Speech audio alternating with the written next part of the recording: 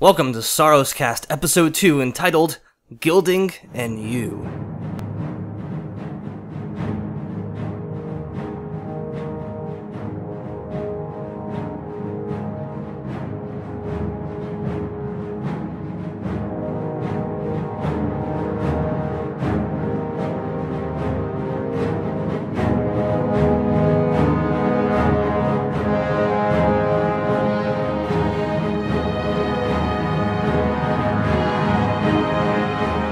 And welcome to SorrowsCast. This is episode 2. I'm very glad that you guys enjoyed the first episode on the forums, on YouTube, wherever you guys saw this.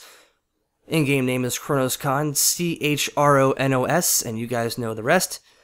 And we're going to be talking today about guilds. How to get started, where to look, what to look for, and how to be somebody in a guild. I guess we can start off by saying there are many ways to get into guilds, and I'm going to focus on starting with beginners first, and then working into a more of a veteran look and feel. So as the netcast moves on, later on, maybe 9 minutes, 10 minutes later, it'll be more for experienced players, or maybe veteran players too, if they actually want to get into, making a guild and stuff like that. So we're going to start off with everybody's, starting point. No resume whatsoever as an MMO player, no resume at all playing, Guild Wars, World of Warcraft, etc., etc. You can also take this into account for different other types of games as well, not just Guild Wars 2. So when starting out, it really depends on how old you are. In many cases, most children or preteens who sound very childish won't be able to get into the bigger, badass guilds out there without working hard to be better, or to showcase that they can actually handle being mature, or not greedy, or not whining about their raid spot being taken. Being a better player of the game comes with time and age, unfortunately. You can try to get into the guild you want, but most of them you'll have to go through application processes, which require you to be 18 years or older. Or whatever age they actually have on there. So that will automatically dash your dreams into becoming into that guild and becoming that much of a better player. So there are a few suggestions for beginners, and this is probably the most unlikely one I'm going for.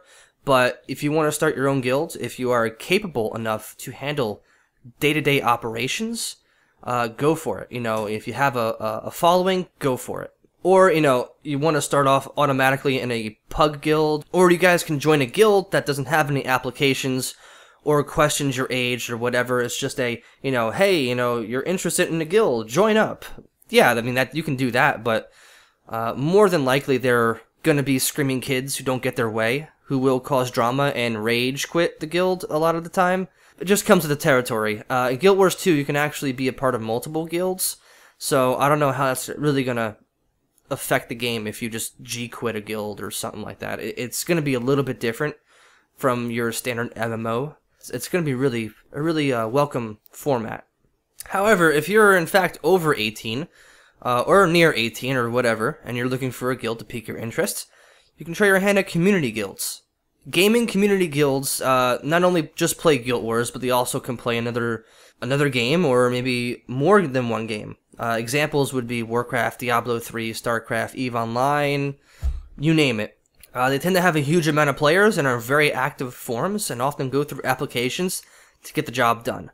Just to tell you guys a little bit about me, at least from a Guild Wars 1 perspective, I played on Zen of Onslaught for about 2 years, I'd say.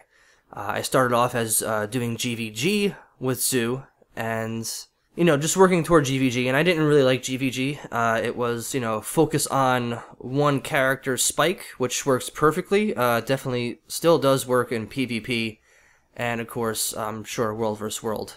There's a man named Moskal. He created Zen of Onslaught, and he had an idea for a guild for PvE-only players, and he invited me and a few other officers to closed beta events for factions in Nightfall, and I had to go through an NDA agreement, and I had to go through, different really weird processes, and I had to be on a part of a secret forum on ArenaNet. It was a pretty cool place because it had like a ton of things like, build suggestions, skill suggestions, and other things that I will not talk about here.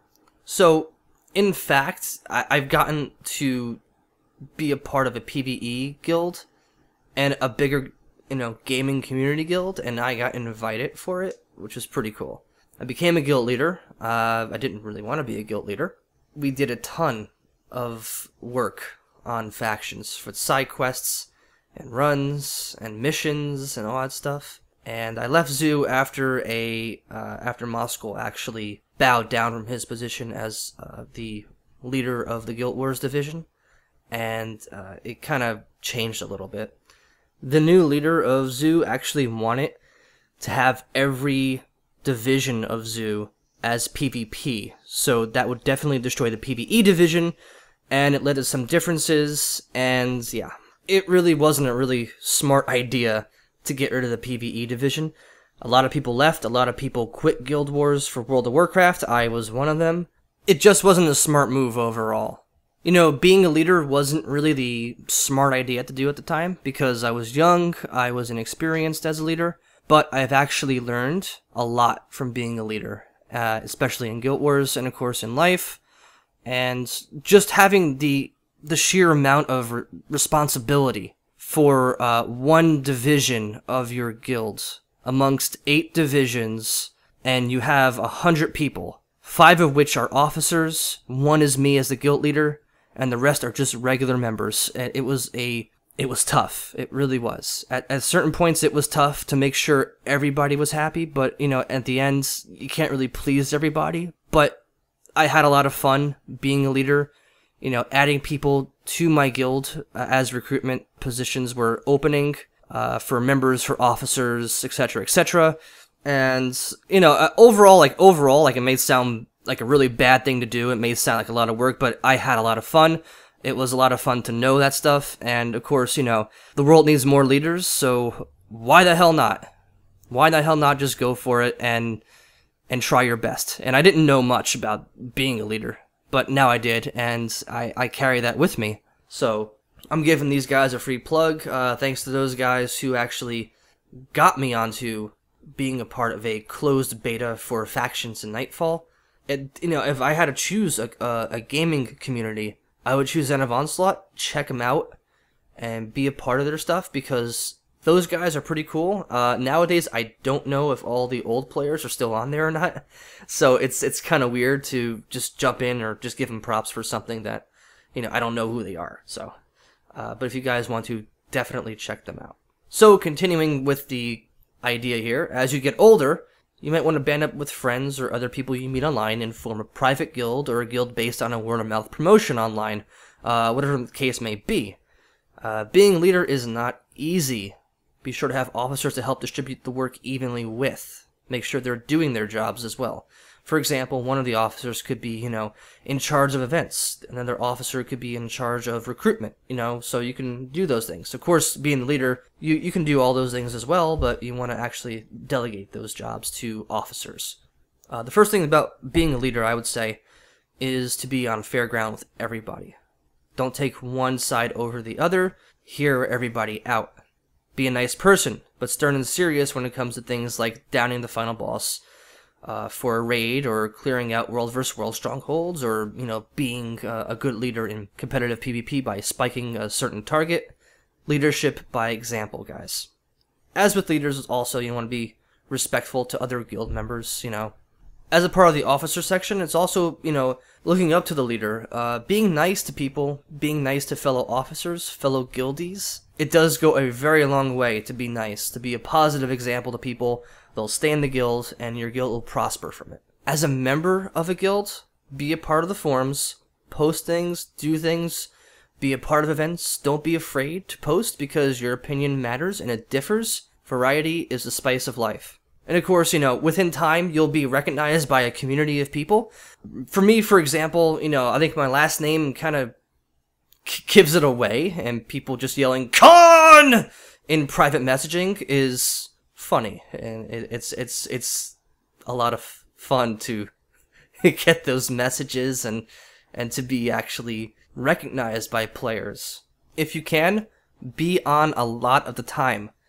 Being online will definitely get you runs and get you properly geared, or in this case, it'll get you some cool skins or tokens or weapons or stuff like that. So yeah, it's a little bit different from other, you know, guild-based games, but being online, you know, if I see you're online more than person Y or in your person X, person X is definitely going to get in more often. You know, if you're on time, if you can actually make the raid schedules or dungeon schedules, I'll be picking you. But then again, we'll be doing, you know, I'm sure, you know, there's no cooldowns on dungeons, so we'll be doing dungeons constantly throughout the whole entire day.